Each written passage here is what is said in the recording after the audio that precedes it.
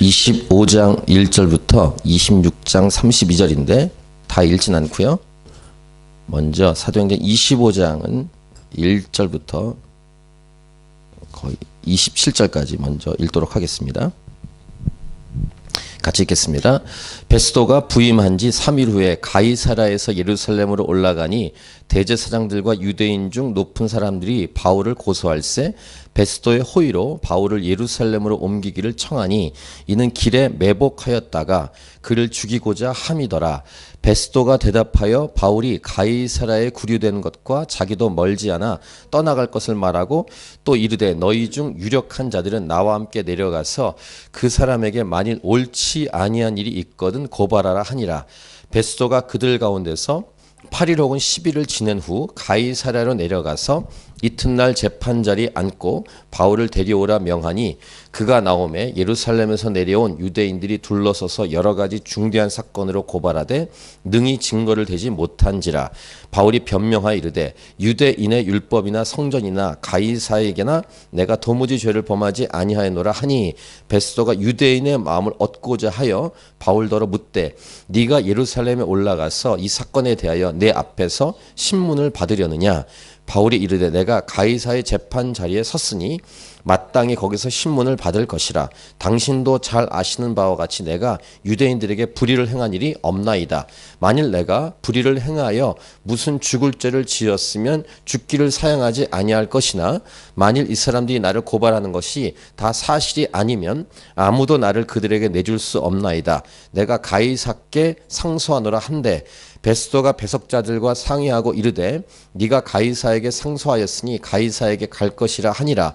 수일 후에 아그리빠 왕과 버니게가 베스도에게 문안하러 가이사랴에 와서 여러 날을 있더니 베스도가 바울의 일로 왕에게 고하여 이르되 벨릭스가 한 사람을 구류하여 두었는데 내가 예루살렘에 있을 때 유대인의 대제사장들과 장로들이 그를 고소하여 정죄하기를 청하기에 내가 대답하되 무릇 피고가 원고들 앞에서 고소사건에 대하여 변명할 기회가 있기 전에 내주는 것은 로마 사람의 법이 아니라 하였노라. 그러므로 그들이 나와 함께 여기 오매 내가 지체하지 아니하고 이튿날 재판자리에 앉아 명하여 그 사람을 데려왔으나 원고들이 서서 내가 짐작하던 것 같은 악행의 혐의는 하나도 제시하지 아니하고 오직 자기들의 종교와 또는 예수라 하는 이가 죽은 것을 살아있다고 바울이 주장하는 그 일에 관한 문제로 고발하는 것뿐이라. 내가 이 일에 대하여 어떻게 심리하는지 몰라서 바울에게 묻되 예루살렘에 올라가서 이 일의 신문을 받으려느냐 한즉 바울은 황제의 판결을 받도록 자기를 지켜주기를 호소하므로 내가 그를 가이사에게 보내기까지 지켜두라 명하였노라 하니 아그리빠가 베스도에게 이르되 나도 이 사람의 말을 듣고자 하노라. 베스도가 이르되 내일 들으시리이다 하더라.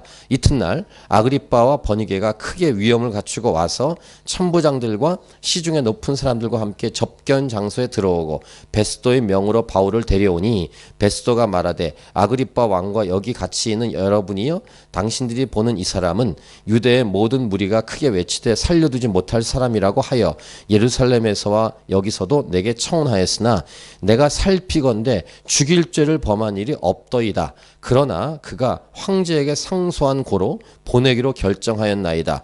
그에 대하여 황제께 확실한 사실을 아랠 것이 없으므로 신문한 후 상소할 자료가 있을까 하여 당신들 앞 특히 아그리빠 왕 당신 앞에 그를 내세웠나이다. 그 죄목도 밝히지 아니하고 죄수를 보내는 것이 무리한 일인 줄 아나이다 하였더라. 자, 26장 24절부터 32절도 읽겠습니다. 사도행전 26장 24절부터 32절까지입니다. 바울이 이같이 변명하매 베스도가 크게 소리내어 이르되 바울아 네가 미쳤도다. 네 많은 학문이 너를 미치게 한다 하니 바울이 이르되 베스도 각하여 내가 미친 것이 아니요 참되고 온전한 말을 하나이다. 왕께서는 이 일을 아시기로 내가 왕께 탐대히 말하노니 이 일에 하나라도 아시지 못함이 없는 줄 믿나이다. 이 일은 한쪽 구석에서 행한 것이 아니니이다. 아그리빠 왕이여 선지자를 믿으시나이까? 믿으시는 줄 아나이다. 아그리빠가 바울에게 이르되 네가 적은 말로 나를 권하여 그리스도인이 되게 하려 하는도다.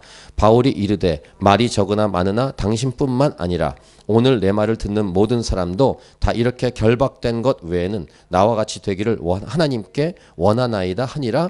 왕과 총독과 버니게와 그 함께 앉은 사람들이 다 일어나서 물러가 서로 말하되 이 사람은 사형이나 결박을 당할 만한 행위가 없다 하더라. 이에 아그리빠가 베스도에게 이르되 이 사람이 만일 가이사에게 상소하지 아니하였더라면 석방될 수 있을 뻔하였다 하니라. 아멘. 선교의 정의를 내리는 것을 여러 사람을 통해 들어봤는데 이렇게 정의합니다. 가지 않아도 되는 길을 가는 것, 또는 하지 않아도 되는 일을 하는 것, 맞지 않아도 되는 일을 맞는 것, 이런 식의 표현을 쓰는 것을 봤습니다. 안 가도 됩니다. 우리가 지금 기도하고 있는 캄보디아의 김복음 선교사님, 안 가도 돼요. 안 간다고 김복음 선교사님께 너 왜 안 갔냐? 너 평신도시니까 왜 안 가셨습니까? 라고 말할 사람이 없습니다. 본인이 안 갈 수가 없는 거예요. 파키스탄의 이원희 선교사님 가족, 안 가도 됩니다. 거기 있어도 됩니다. 한국에. 천안에서 잘 사역하셨습니다. 근데 왜 갈까? 안 갈 수가 없는 거예요. 이게 선교입니다. 마지못해 가거나 막 그냥 억지로 끌려가는 이런 것이 아니라 선교는 가지 않아도 되는데 가는 것. 하나님의 마음을, 하나님의 부르심을 따라서. 가요 가사입니다만 윤종신 씨의 오르막길 가사 중에 중간에 이런 가사가 있었습니다. 사랑해 이 길 함께 가는 그대여 굳이 고된 나를 택한 그대여. 요 표현, 굳이 고된 나를 택한 그대여. 제 아내에게 들려줬더니 울더라고요. 고된 길이 나였나 이런 생각하면서 뭐 인정합니다만 굳이 고된 길을 가는 그대여. 그 울음은 여러 의미가 있었던 것 같아요. 저는 그 가사를 들으면서 하나님과의 관계가 생각났습니다. 일단 하나님께서 저에게 이렇게 말씀하시는 것 같아요. 고맙다. 이 길을 선택하고 와주어서. 이렇게 말씀하시는 것 같았어요. 그러니까 하나님 입장에서 이 표현을 들으시는 것 같다는 생각이 들었어요. 굳이 고된 나를 택해 주어서 고맙다. 아가서의 표현으로 좀 다른 각도입니다만 나의 사랑 나의 어여쁜 자 일어나서 함께 가자. 이거 결혼식 때 신랑이 이걸로 만든 노래를 꽤 부릅니다. 그 이길로 선교사님 만든 노래. 나의 사랑 나의 어여쁜 자야 일어나서 함께 가자. 이것이 선교다 이런 생각이 들었고 선교에 자원하고 헌신하는 것은 진정한 헌신이죠. 그리고 제가 이렇게 살고 싶고 저와 함께 교회를 하시는 여러분들도 이렇게 헌신하기를 원합니다. 과연 진정한 교회는 누구일까? 사람에게 말해야지 교회겠죠. 건물이 아니라 어떤 위치 어떤 장소에 있는 교회 건물, 이것이 교회가 아니라 과연 진정한 교회는 누구인가? 하나님께서 보실 때 진정한 교회는 누구일까?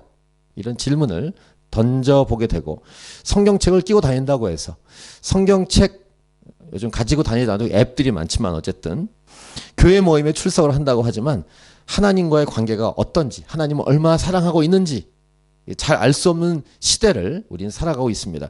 과연 하나님을 얼마큼 사랑하고 있는가? 예수님을 얼마큼 믿고 있는가? 이런 질문을 던져보게 되고 의심도 되게 되는 그런 시대를 저와 여러분은 살아가고 있습니다. 헌신, 복음, 선교 이런 것과는 거리가 점점 먼 교회 내 모습도 우리는 보게 됩니다. 불신자에 대해서 말하는 게 아니라 교회를 다니고 있는 사람들에 대해서 말하고 있는 것입니다. 또 하나의 노래곡이 있습니다. 그건 예배곡은 아니지만 예배 때 많이 부르기도 합니다. 믿음과 현실 사이라는 이런 곡인데 무엇이 그렇게 두려워 망설이고 있나요? 지쳐버린 현실과 보이지 않는 미래. 당신이 늘 앉아있던 믿음과 현실 사이에서 늘 힘이 없는 소리를 얘기하는 당신의 모습. 당신이 믿어왔던 하나님은 어디 있나요? 당신의 마음속에 당신의 먼지 쌓인 성경 속에 후렴은 내 하나님은 크고 전능하신 하나님, 세상의 왕이여 영원한 내 아버지. 내 하나님은 크고 전능하신 하나님, 영원한 내 아버지. 믿음과 현실 사이라는 노래입니다. 그들은 당신의 사랑을 기다리고 있어요. 자, 이제 다시 일어나 세상을 향해 함께 가요. 오늘도 넘어지고 실패하는 삶일지라도 우리를 온전하게 만드시는 그분의 능력 속에. 이런 노래의 가사입니다. 오늘 설교 제목은 이런 제목입니다. 선교. 굳이 고된 길을 기꺼이 택하는 것. 이렇게 제목을 정했습니다. 오늘 본문 아까 길게 읽으셨는데 벨릭스 총독에서 베스도 총독으로 바뀌었습니다. 벨릭스는 사도 바울에게 죄가 없다는 것을 알고 있었습니다. 유대인의 마음을 얻고자 해서 그대로 바울을 감옥에 가두어 데리고 있었습니다. 그러니까 벨릭스는 세상적인 사람이며 처세술에 능한 사람입니다. 이걸 지난주에 우리는 봤습니다. 복음을 사도 바울에게 직접 들었지만 무서워했습니다. 절제의 심판, 다가오는 심판에 대해서 듣고 무서워해서 나중에 듣겠다 이렇게 하고 자꾸 부르는 이유는 돈을 바라기 때문에 이 사도 바울을 불렀지만 어쨌든 예수 복음을 지식으로 알고 있었지만 믿진 않았습니다. 이제 베스도에게 공이 넘어왔습니다. 유대인들은 총독이 바뀌었기 때문에 이 기회를 삼아서 사도 바울을 죽이려고 합니다. 그런 모의를 꾸몄다는 내용이 1절부터 3절입니다. 바울을 고소하고 이동 중에 옮길 때 덮쳐가지고 바울을 죽이겠다 이런 음모를 꾸미는 유대인들입니다. 이제 4절부터 6절의 내용은 뭐냐면 베스도도 그렇게 오래 있을 것이라고 예상하지 않았습니다. 그리고 이제 재판에 대한 그러니까 고소하는 내용을 들었습니다. 그래서 이제 재판 자리로 이제 바울을 데리고 오게 되는 이제 그런 내용입니다. 베스도가 이제 처음 사도 바울을 재판하는 재판 자리가 됐습니다. 근데 이 내용에서 이 재판 이 과정에서 바울의 죄를 증명할 수 있는 게 없었습니다. 왜 그럴까요? 죄가 없으니까. 바울에게 죄가 없으니까 아무리 여러 가지 고소를 해도 증거를 댈 수 없는 것입니다. 7절 능히 증거를 대지 못한지라. 8절 내가 도무지 죄를 범하지 아니하노라. 이런 말씀들은 바울에게 죄가 없다는 사실을 분명히 하고 있습니다. 오히려 증거를 막 댈수록 사도 바울엔 죄가 없다는 증거만 드러날 뿐입니다. 사도 바울의 죄를 증명할 수 있는 사람들이 없었습니다. 왜 그렇습니까? 죄가 없으니까. 그럼 사도 바울을 이렇게 단순하게 풀어주면 됩니다. 그러니까 베스도도 벨릭스처럼 그런데 유대인의 마음을 얻고자 합니다. 유대인의 총독이니까 눈치를 보는 거죠. 그러니까 벨릭스나 베스도나 다 처세술에 강한 사람이에요. 정치인들입니다. 정치인들 뭐 다 폄하할 필요 없지만 눈치를 많이 보잖아요. 사람들의 눈치, 여론 이런 것들을. 그래서 9절 앞부분에 베스도가 유대인의 마음을 얻고자 하여 이렇게 말합니다. 근데 이런 처세술에 강한 사람들 앞에 사도 바울이 어떻게 빛나냐면 사도 바울이 생각하지 못했던 말을 합니다. 자, 10절을 보세요. 바울이 이르되 내가 가이사의 재판자리 앞에 섰으니 마땅히 거기서 신문을 받을 것이라 이렇게 딱 말합니다. 자신은 로마 사람이기 때문에 이렇게 상소하면은 가이사의 재판자리에 서야 합니다. 그래서 11절 맨 끝에 내가 가이사께 상소하노라 한대. 근데 생각해 보십시다. 죄가 없어요, 지금. 죄가 있다는 증거가 없습니다. 증명할 수 있는 증인이 한 명도 없습니다. 그러니까 죄가 없으면 빨리 풀려나려고 하지 않겠습니까? 일반 사람 같으면. 사도 바울 보인도 죄가 없다는 거 알고 이미 총독 앞에서 재판을 여러 번 벨릭스 앞에서도 했고 베스도 앞에서 했지만 죄가 없다는 것이 분명한데 바울은 그렇게 하지 않고 오히려 재판 자리에 중심으로 더 들어가는 거예요. 가이사의 재판에 들어가겠다는 요청하는 것입니다. 그러니까 세상적인 흐름에서는 이해할 수 없는 요청입니다. 마치 그 요즘 아니지만 내려왔던 표현 이렇게 사자굴 호랑이 굴에 더 들어가는 느낌이에요. 빨리 빠져나오려고 하지 않고 사도 바울은 더 들어가는 거예요. 왜 그럴까요? 복음 때문에. 이게 사도 바울이에요. 빨리 그 자리를 피하고 싶을 거고 재판 자리에서 빨리 나오고 싶고 죄수의 딱지를 떼어버려야 될 것 같은데 더 들어가는, 죄수 딱지를 떼어버리려고 하지 않고 그냥 더 들어가는, 복음을 전하는 사명을 위해서 마치 나방이 불로 뛰어드는 것 같은 느낌으로 죽음의 불 가운데로 자발적으로 들어가고 있는 사도 바울의 모습을 볼 수 있어요. 지지난번에 끝난 드라마 대사처럼 불꽃처럼 살다 가겠다는 고백 같은 정말 인상적인 그 드라마 끝에 아주 인상적이었어요. 그렇게 편하게 살지 않겠다는 그 주인공의 고백은 예수 믿는 사람들은 이 복음에 입각해서 그 대사를 들으셔야 돼요. 구차하게 살려고 하지 않고 과감하게 복음을 위해서 한 목숨 기꺼이 바치려는 삶. 믿음의 사람들은 이러한 삶을 선택했습니다. 10에서 11장의 믿음장에 보면 이 믿음의 사람들의 태도에 대해서 말씀한 내용이 있는데, 10에서 11장 35절, 여자들은 자기의 죽은 자들을 부활로 받아들이기도 하며 또 어떤 이들은 더 좋은 부활을 얻고자 해 심한 고문을 받되 구차히 풀려나기를 원하지 아니하였습니다. 이렇게 기록합니다. 자, 오늘 설교 제목, 선교는 굳이 고된 길을 기꺼이 택하는 것이다. 이 제목으로 계속 말씀을 나누고 있습니다. 자, 12절, 베스도가 배석자들과 상의하고 이르되 네가 가이사에게 상소하였으니 가이사에 갈 것이라. 이게 로마 시민권인 사람의 특권이에요. 상소했기 때문에 말릴 사람이 없는 것입니다. 억울하거나 또는 실제로 죄를 지었는데 어떻게 해서든 그 죄에 대해서 조금이라도 이렇게 감언을 받으려는 그런 경우가 있긴 하지만 사도 바울의 목표는 전혀 다릅니다. 죄가 없음에도 그냥 가이사에게 상소하겠다. 왜? 예루살렘에 가야 되니까. 예루살렘에 갔다가 로마로 갔다가 스페인 가야 되니까. 이번 주일부터 로마서로 주일 설교를 나누는데 로마서에 그 내용이 다 나와 있습니다. 이게 사도 바울의 목표예요. 예루살렘 갔다가 로마로 갔다가 스페인까지 가고 싶은, 땅끝까지 가고 싶었던 사도 바울의 모습.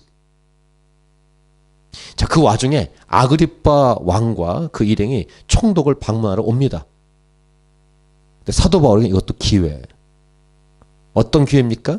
자신이 죄가 없음을 증명하려는 기회가 아니라 복음을 전할 기회로 다 삼습니다. 그러니까 겉으로는 자신의 죄가 없음을 증명하는 것처럼 보여요. 하지만 그는 자신이 경험한 예수 그리스도를 증거하는 기회로 삼습니다. 자, 이제 13절부터 16절 내용은 이제 베스도가 아그리빠 왕과 대화하면서 사도 바울 이야기를 하는 내용입니다. 이런 표현을 씁니다. 14절, 베스도가 바울의 일로 왕에게 고하여 이르되 벨릭스가 한 사람을 구류하여 두었다. 그다음에 16절 중간, 변명할 기회가 있기 전에 내주는 것은 로마 사람의 법이 아니라 하였노라 해서 베스도는 사도 바울을 데리고 있었다라고 아그리빠 왕에게 말했습니다. 근데 역시 이제 그 다음 진행을 보면 죄가 없다는 사실이 계속 드러납니다. 18절, 내가 짐작하던 것 같은 악행의 혐의는 하나도 제시하지 아니하고, 자기들 종교 얘기다, 죄가 없다, 이런 얘기를 하고 있습니다. 계속. 21절, 바울은 황제의 판결을 받도록, 그러니까 가이사의 재판 자리에 요청을 했지 않습니까? 자기를 지켜주기로 호소함으로 내가 그를 가이사에게 보내기까지 지켜두라 명하여노라 하니. 가이사는 케사르, 로마 황제를 가리킵니다. 사도 바울에게는 죄가 없다, 이걸 계속 성경은 말하고 있습니다. 죄가 없는데 계속 재판 자리로 계속 들어가겠다 한다. 사도 바울의 안에 있었던 부르심, 복음에 충성하려는 그 태도에 대한 내용을 계속 말하고 있습니다. 25절도 보시면 내가 살피건대 죽일 죄를 범한 일이 없더이다. 그러나 그가 황제에게 상소한 고로 보내기로 결정하나이다. 계속 이 본문 중간중간에 죄가 없다는 얘기를 계속 언급합니다. 그것도 누구의 입에서? 사도 바울의 입보다는 그 상대방, 또 리더십, 이 권위자들 입에서 사도 바울에게는 죄가 없다는 얘기를 계속합니다. 27절, 그 제목도 밝히지 아니하고 죄수를 보내는 것이 무리한 일인 줄 아나이다. 이런 고백뿐입니다. 그리고 이제 사도 바울이 자신의 간증을 합니다. 변명할 기회를 주는 것이지만 변명할 내용이 예수 그리스도를 만난 사건을 얘기하는 간증이에요. 이것을 이제 반복하는 거기 때문에 오늘은 이 부분을 묵상하지 않기 때문에 읽지 않았습니다. 결국 베스도, 그 다음에 아그리빠 왕 앞에까지 높은 사람에 있는, 높은 자리에 있는 사람들에게 복음이 증거되고 있는 현장입니다. 사도 바울은 간증을 통해서 예수 복음을 증거하고 있다는 것입니다. 자, 간증 내용은 1절부터 23절 내용입니다. 생략하고 간증을 들은 일단 베스도가 반응을 합니다. 자, 24절 같이 읽겠습니다. 24절 시작.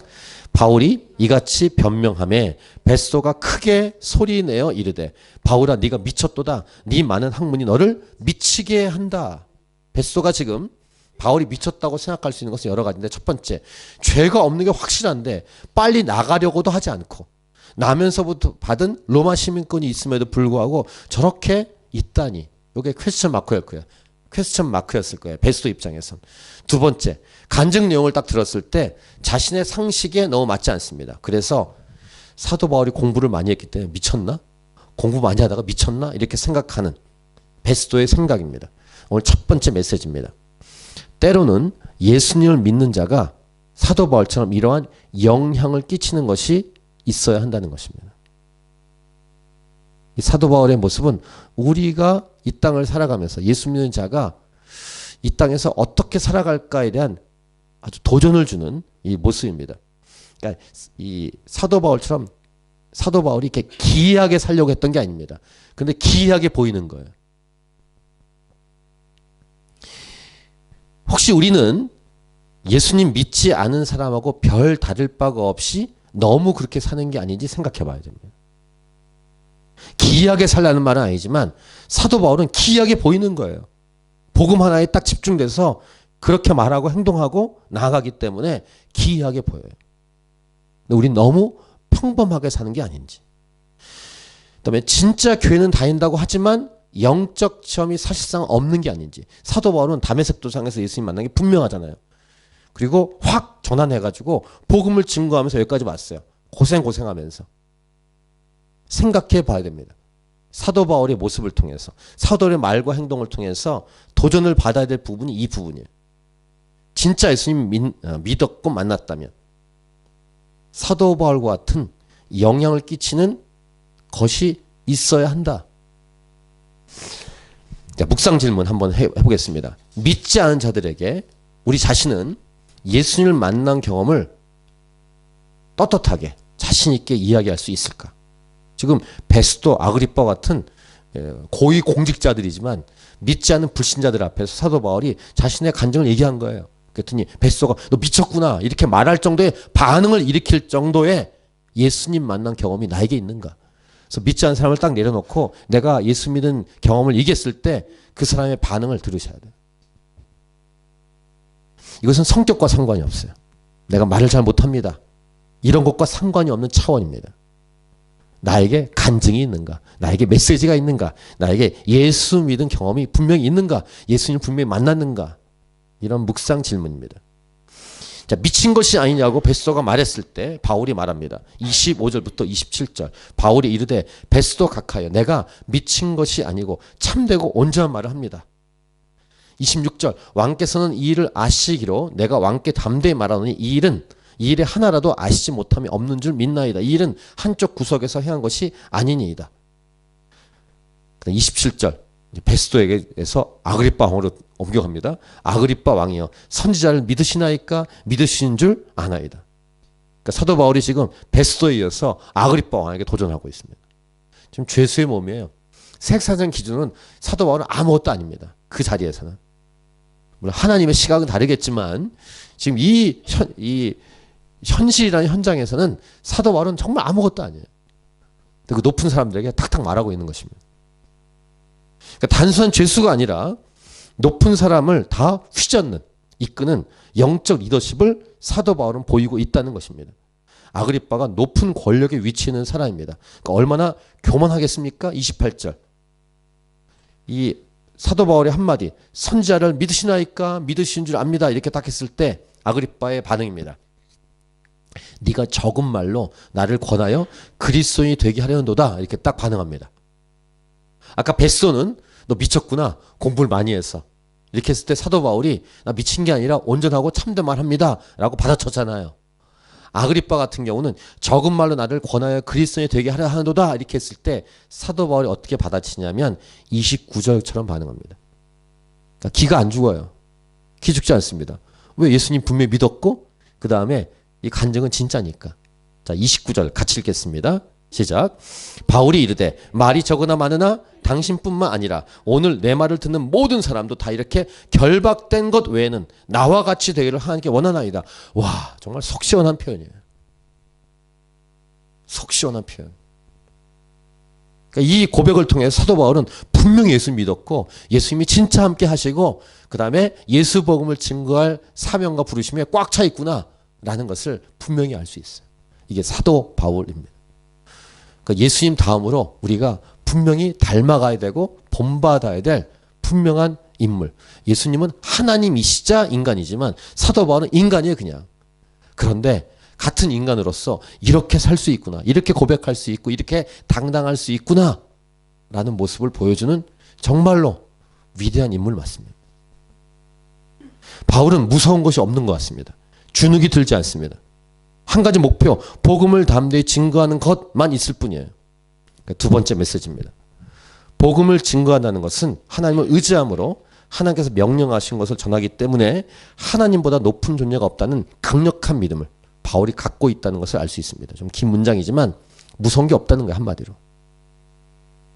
하나님 앞에 있기 때문에 무서운 게 없어요. 거기 베스도, 아그리빠 왕 있어봤자 사도 바울에게는 아무것도 아니에요. 그렇다고 그들에게 예의를 갖추지 않는 것도 아니지만 주눅이 들지 않는다는 것입니다. 이것이 복음을 증거할 사람이 가져야 될 하나님을 의지하는 모습입니다. 이게 두 번째 메시지. 자, 마무리입니다. 이 사도행전 26장 후반부에 최종 결론이에요. 사도 바울에게는 죄가 없다. 쾅쾅쾅. 그리고 만약에 가이사에게 상소하지 않았으면 그냥 풀려날 것이다. 라는 결론입니다. 30절부터 32절. 왕과 총독과 버니게와 그 함께 앉은 사람들이 다 일어나서 물러가 서로 말하되 이 사람은 사형이나 결박을 당할 만한 행위가 없다 하더라. 이에 아그리빠가 뱃속에 이르되 이 사람이 만일 가이사에게 상소하지 아니하였더라면 석방될 수 있을 뻔하였다 하니라. 이렇게 결론을 맺습니다. 가장 높은 사람의 결론이에요. 사도 바울은 어떻게 했습니까? 구차히 풀려나기를 선택하지 않고 굳이 고된 길을 걸어가려고 했다는 것입니다. 이런 사도 바울의 행동과 말, 모습을 통해 다시 한번 질문. 우리는 지금 어떤 인생을 살아가고 있는가? 질문을 던져봐야 돼요. 진지하게. 물론 사도 바울과 우리를 비교한다는 게 우스울 수 있어요. 같이 예수 믿어도. 하지만 같이 예수 믿고 있는데 왜 사도 바울과 나는 거리가 멀까? 생각해 봐야 합니다. 우리의 가정과 교회, 우리 자녀들도 생각해 봐야 됩니다. 우리 공동체는 예수 믿는 자답게 잘 살아가고 있는가? 이런 질문을 좀 긴 본문이지만 아주 단순한 메시지로 오늘 함께 나누었는데 오늘 설교 제목 선교, 굳이 고된 길을 기꺼이 택하는 것. 이것을 오늘 설교 제목으로 잡았습니다. 자, 오늘 말씀 가지고 기도할 텐데 다시 한번 찬양하고 우리 기도하도록 하겠습니다.